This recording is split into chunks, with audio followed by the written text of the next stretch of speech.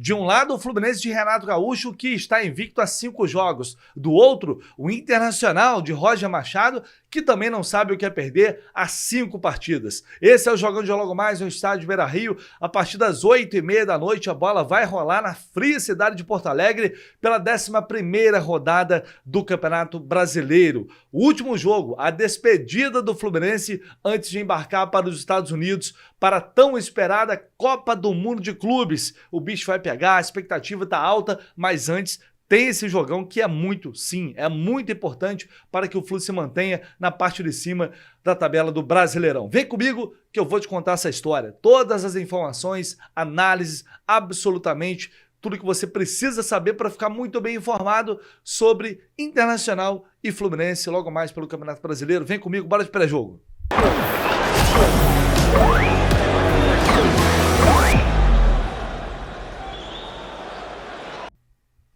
Muito bem, meus amigos, vou começar colocando aqui a tabela do Campeonato Brasileiro na tela, porque ontem já tivemos 2 jogos e 2 jogos que mexeram com a parte de cima da tabela do Brasileirão, porque o Bragantino ganhou o Vasco em São Januário 2-0 e assumiu, é isso mesmo, o Bragantino assumiu a liderança do campeonato. Eu confesso para vocês que é disparado, para mim, a maior surpresa do campeonato. Até aqui, o Bragantino com 23 pontos, era um time que eu achava que ia ter bastante dificuldade esse ano, principalmente pelo ano passado, que também quase brigou até o fim ali para fugir do rebaixamento, assim como o Fluminense, mas está fazendo um grande campeonato. E o Ceará também, diria, o Ceará está com 15 pontos, Mirassol também 14 pontos, mas enfim, o Bragantino ganhou o Vasco 2-0 e o Bahia ganhou o São Paulo por 2-1. Bahia, com isso, tomou a posição do Fluminense, tomou a 5ª posição do Fluminense, chegando com 18 pontos. Mas se o Flu vencer, chega a 20 pontos e aí iguala o Cruzeiro pelo menos. Para tirar a 4ª posição do Cruzeiro fica muito difícil, porque a diferença no saldo é de 7 gols. Então realmente fica complicado. O Cruzeiro tem 6 vitórias, já o Fluminense tem 5. Então a situação de momento é essa, e é o que eu venho falando. Assim, o importante é estar ali no bolo, é estar ali, ou no G4, ou muito próximo do G4, porque, vamos lá, se o Fluminense ganha o jogo, Flamengo e Palmeiras não vencem, a gente está falando do Fluminense a 3 pontos, o líder do campeonato, só isso, só isso. E esse cenário pré-Copa do Mundo de Clubes é simplesmente espetacular, porque está dentro da melhor projeção possível, que era estar nas oitavas da Sul-Americana, estar nas oitavas da Copa do Brasil, e na parte de cima da tabela do Brasileirão. E eu creio que a diretoria do Fluminense lá atrás planejou isso, contando em estar entre os 10 primeiros. E o Fluminense pode ir para a Copa do Mundo de Clubes entre os 5 primeiros do campeonato. É, de fato, uma grande campanha até aqui, até a 11ª rodada. Eu venho falando, pelo menos, que o Fluminense já vai para o Mundial super tranquilo, de boa, independentemente do jogo de hoje. Mas convenhamos, é claro que ganhar o Inter no Beira-Rio é espetacular. Chegar a 20 pontos, ficar talvez a 3 do líder, a gente tem que ter essa ambição. O Fluminense tem que ter essa ambição e sim, é possível chegar lá. Até porque o Internacional faz uma campanha ruim no Campeonato Brasileiro até aqui. Classificou na Libertadores, classificou na Copa do Brasil, mas veja bem, até porque o Internacional faz uma campanha ruim até aqui. É claro que classificou na Libertadores, está bem, beleza, mas no Brasileiro tem 11 pontos. Inclusive tem que vencer para fugir ali da zona do rebaixamento, para não ter risco de entrar, inclusive, na zona do rebaixamento. É um Inter que está perigando, está muito próximo ali ao Z4, e é claro que para o time que tem, é uma situação incômoda. Então é um jogo que realmente tem sim muita relevância neste domingo no Beira-Rio. Vamos aos jogos deste domingo, às 11 da manhã, Mirassol Sport.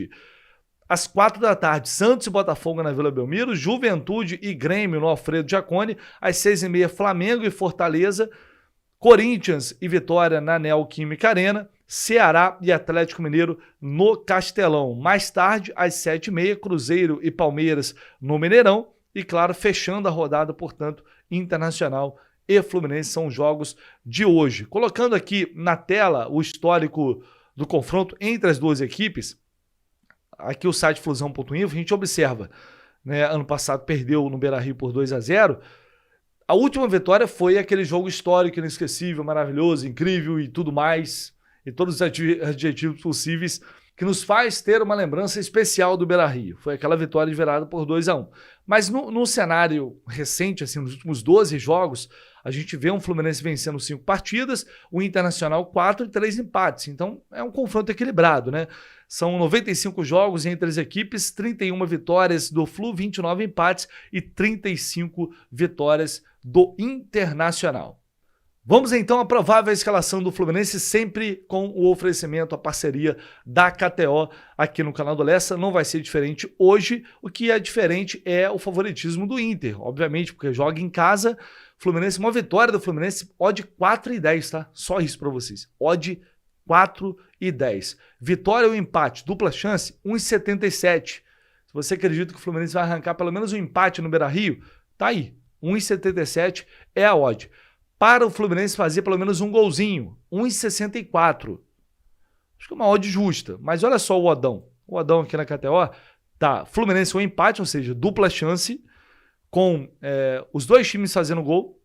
Então pode ser, por exemplo, um empate em 1-1 já serve. E com o John Arias finalizando pelo menos uma vez, um chute a gol. Isso dá odd 6,75, quase odd 7, hein? Eu vou nesse oddão aqui. Mas é um pouquinho arriscado. Eu vou nesse oddão aqui. Se você tá confiante pro jogo de hoje, pela boa sequência do time, então vem comigo. Ou se não, tem várias outras opções que você pode buscar lá na KTO, mas sempre jogando com responsabilidade, não colocando em risco aquela grana que você não pode perder, tá? Lembrando que é para maiores de 18 anos, na KTO, cada jogo é único, o link tá aqui embaixo, só você clicar, utilizar nosso promo code aqui, utilizando o nosso link, e aí você vai fazer seu cadastro, é muito rápido e vai poder aproveitar todas essas opções e, claro, ajudar demais aqui o canal. A KTO, por exemplo, é fundamental para que a gente vá para os Estados Unidos agora fazer a maior cobertura da nossa história, lado a lado com o Fluminense na Copa do Mundo de Clubes. Pois bem, em relação à escalação do Renato Gaúcho, que a gente pode esperar para o jogo de logo mais. Já tenho para vocês uma novidade aqui. O atacante Keno viajou para Porto Alegre. É a informação que eu apurei ontem à noite. Keno viajou, está com a delegação. E o Samuel Xavier, ontem no CT, treinou normalmente, trabalhou normalmente e parece que também vai para o jogo. A tendência é essa. Se vai começar como titular ou não, a gente não sabe. Os desfalques, aquele de sempre. O Canóbio está voltando, já voltou a trabalhar com bola, usando ali a proteção facial. Bernal, mas ainda, enfim, não está totalmente recuperado, né? Pronto para entrar em campo. Bernal segue lesionado, assim como o Germancano e também o Otávio. Bom, em relação à escalação, a partir disso, teremos algo muito diferente? Vamos esboçar esse Fluminense aqui com Fábio, Guga ou Samuel Xavier. Estou colocando aqui como condicional porque o Samuel Xavier ficou fora dos últimos 2 jogos, então vai depender de uma escolha do Renato, Guga ou Samuel Xavier. Thiago Silva, Freitas e Fuentes, Hércules, Martinelli e Ganso. No ataque, John Arias, Serna e Everaldo. Esse é o ataque que vem jogando. Aliás, mas contra o Inter não seria melhor jogar com 3 volantes? Uma formação que também já deu certo? Eu diria para vocês que talvez sim, mas o Ganso fez um bom jogo, né, na última partida contra o Once Caldas. Deu sinais de que parece ter evoluído na sua condição física e técnica, acabou de renovar o contrato, tá com moral. Então eu acho que o Renato vai com o Paulo Henrique Ganso, tá?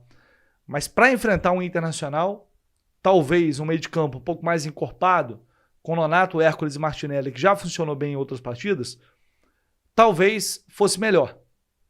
O Inter deve jogar no 4-2-3-1 do Roger Machado, a gente já vai falar mais sobre isso. É uma equipe que é muito forte no seu meio de campo também. Então essa é uma preocupação que eu tenho. É uma grande dúvida para esse jogo. Mas creio que o Renato ainda vai optar pelo Ganso, apesar de eu não garantir isso não, tá? O Renato já jogou com 3 volantes, já viu que isso funciona. Então eu não descarto completamente isso para esse jogo especificamente não. Para o ataque, acho que não deve ter muita mudança. Mas, repito, pensando no adversário, na qualidade do adversário, eu iria com esse meio de campo um pouco mais encorpado. Mas tudo isso depende também de que Ganso veremos em campo. Porque se é o Ganso jogando bem, se é um Ganso bem fisicamente, dinâmico, participando do jogo, é um jogador diferenciado. É óbvio, tecnicamente é muito melhor ter o Ganso em campo. A questão é essa, é imaginar que a gente vai ter um adversário do outro lado com muita intensidade, força, precisando de um resultado, precisando de uma vitória. Então a gente precisa ter também um time muito competitivo, um time correndo muito, assim como foi nesses últimos 2 jogos, principalmente, né, o Vasco e o primeiro tempo contra o Once Caldas. Queria mesmo uma alternativa para Everaldo no ataque. Mas como não há nenhum sinal de que o Renato vai tirar o Everaldo, vai improvisar alguém por ali, ou vai tentar fazer algo muito diferente, nesse jogo contra o Inter, o último antes do Mundial, não imagino nada muito radical. Então nem vou entrar muito nesse mérito, é torcer para que ele possa fazer um bom jogo, assim como fez contra o Vasco, mas contra o Once Caldas acabou tendo novamente uma atuação muito ruim do Everaldo.